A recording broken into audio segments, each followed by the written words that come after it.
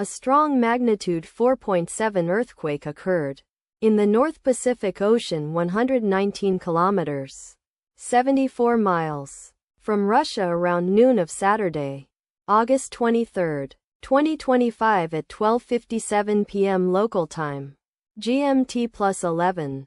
The quake had a shallow depth of 43 kilometers, 27 miles, and was not felt, or at least not reported so. First to report, GFZ after 13 minutes. The earthquake occurred 2 days after a magnitude 4.7 earthquake had hit on Thursday, August 21, 2025, at 3:44 a.m.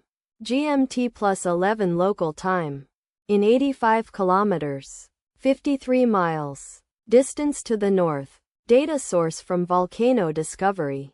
Did you feel it? Let us pray. May the earthquake that occurred not affect our brothers and sisters there. May the earthquake not happen again.